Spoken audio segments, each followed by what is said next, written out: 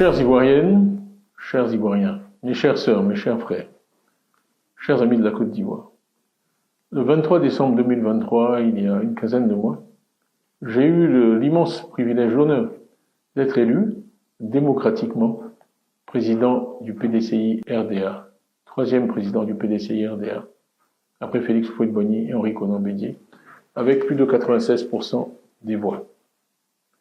Depuis cette élection, et même avant, je me suis attaché, vous m'avez vu partout, à travailler sans relâche, à sillonner notre pays. J'ai eu des dizaines, des centaines de rencontres avec toutes les couches socio-professionnelles du pays, toutes les catégories sociales, ethniques, pour développer un diagnostic réel et précis de l'état du pays et surtout, avec l'aide de tous les cerveaux du PDCI et au-delà, faire des propositions, développer un programme pour améliorer la santé pour tous en Côte d'Ivoire, pour donner à tous nos enfants l'éducation et les opportunités que l'éducation offre, les opportunités qu'ils méritent, pour que l'état de droit règne, pour que la paix règne, pour qu'on n'ait plus peur. J'ai dit tout cela. Et j'ai été très heureux la semaine dernière de voir que les militants du PDCI m'ont récompensé pour le travail que j'ai fait en m'accordant leur suffrage. On a eu 93% de participation, un jour de semaine, ce qui est très significatif. Et surtout, j'ai été désigné comme candidat du PDCI à l'élection présidentielle avec un score de 99,5%, supérieur même aux 96% que j'avais obtenu auparavant. Et je ne vous cacherai pas que vraiment cela m'a fait très plaisir. Par ailleurs, j'ai eu l'honneur aussi d'être désigné par les présidents des partis d'opposition, de 25 partis d'opposition, comprenant Mme Simone Gbagbo, ancienne première dame de Côte d'Ivoire, M. Afine Guessan, ancien Premier ministre, M. Vlégoudé, ancien ministre, et beaucoup d'autres, comme coordinateur de cette plateforme que nous avons nommée Coalition pour une alternance pacifique en Côte d'Ivoire, ce qui pour nous est très important. Le troisième élément que je veux noter, après ma désignation comme candidat, le leadership de l'opposition à travers la CAPCI, est quelque chose qui vient, en fait, que je viens de découvrir. Nous avions organisé un sondage avec une organisation de renommée mondiale pour connaître l'état de l'opinion aujourd'hui à quelques mois de cette élection présidentielle. Et les résultats sont disponibles depuis cet après-midi, en fait, par coïncidence. Et donc, ils indiquent un certain nombre de choses, mais je vais en relever deux. La première, c'est la popularité des leaders politiques, qu'on mesure traditionnellement en comparant les opinions favorables et les opinions négatives. J'ai l'honneur de vous dire que je suis en tête de ce sondage, et très largement, avec un solde très positif. Devançant l'ancien président de la République, M. Gbagbo, qui est deuxième dans ce classement. Nous allons diffuser tous ces résultats, vous y aurez accès, parce que nous croyons beaucoup dans la transparence. Mais le deuxième point qui est le plus important, c'est qu'on a demandé aux Ivoiriens, dans un deuxième tour d'élection présidentielle, entre M. Alassane Ouattara et moi-même, pour qui ils voteraient, et je l'ai emporté par 57% contre 41% pour M. Alassane Ouattara. Donc, plus de 15% d'écart. Donc, quand je dis que les Ivoiriens m'ont vraiment bien rendu l'effort que j'ai fait pendant ces derniers mois, je le dis sans hésitation et sans réserve. Alors, qu'est-ce qui se passe et qui m'amène aujourd'hui devant vous? C'est que j'ai appris qu'une décision de justice, tribunal de première instance, a décidé que je sois radié de la liste électorale, ce qui m'empêche d'être candidat à l'élection présidentielle. En fait, ce qui se passe, c'est que le pouvoir vient simplement d'éliminer, à travers un raisonnement juridique inique et incompréhensible, son rival le plus sérieux, ainsi que les sondages le démontrent. Ce n'est pas normal. Et ce n'est pas l'image que je souhaite que notre pays donne de lui-même.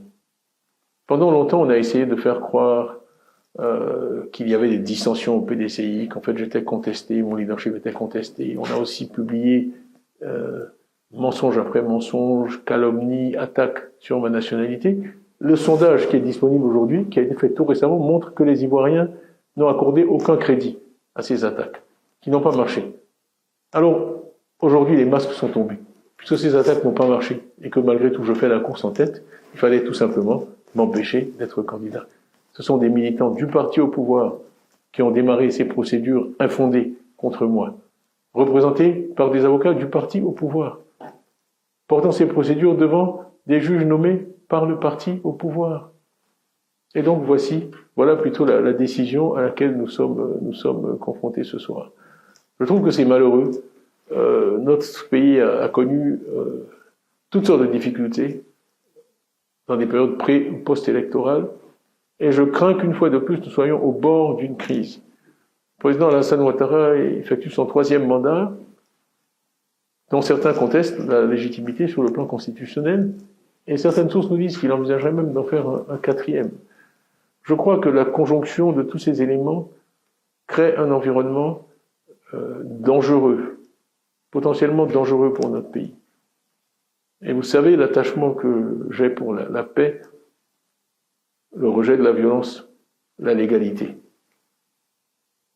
Cela dit, je n'accepterai pas cette radiation, parce qu'elle est injuste, injustifiée et incompréhensible. Le PDCI n'accepterait pas cette radiation. Et d'ailleurs, je remercie tous ceux qui, depuis cet après-midi, depuis que la nouvelle a été annoncée, m'ont envoyé des messages de soutien. J'ai été inondé de messages de soutien. Vraiment, merci. J'apprécie. Ça me fait chaud au cœur. Mais je tiens à vous dire en retour que je suis absolument déterminé à ne pas accepter cette radiation. Je suis absolument déterminé à me battre pour que les Ivoiriens puissent choisir librement celui ou celle qui doit les diriger parmi les 5 prochaines années.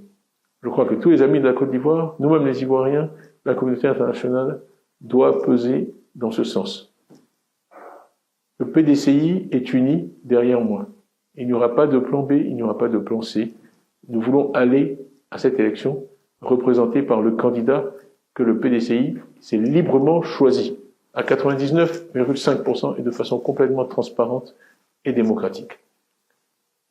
Donc, mon message pour vous ce soir, c'est merci pour votre confiance. Soyez assurés que je suis absolument déterminé à être candidat à la présidence de la République. Le président Houphouët, je l'ai cité dans certaines de mes interventions passées, disait parfois, dans les moments graves, c'est une question de dignité, quand il voulait tracer une ligne rouge à ne pas dépasser. Eh bien, mes chères sœurs, mes chers frères, je vous dis ce soir, la possibilité pour les Ivoiriennes et les Ivoiriens de choisir en toute liberté, sans crainte, celui ou celle qui doit les diriger, eh bien, c'est une question de dignité. Vous pouvez compter sur moi pour mener ce combat, et je ne doute pas qu'à la fin de ce combat, vous me porterez par vos suffrages, de façon démocratique et libre, à la présidence de la République, pour mettre l'homme, le capital humain au centre de notre projet, comme le PDCI vous l'a promis et comme je vous l'ai promis. Je vous remercie pour votre attention et je vous dis à très bientôt.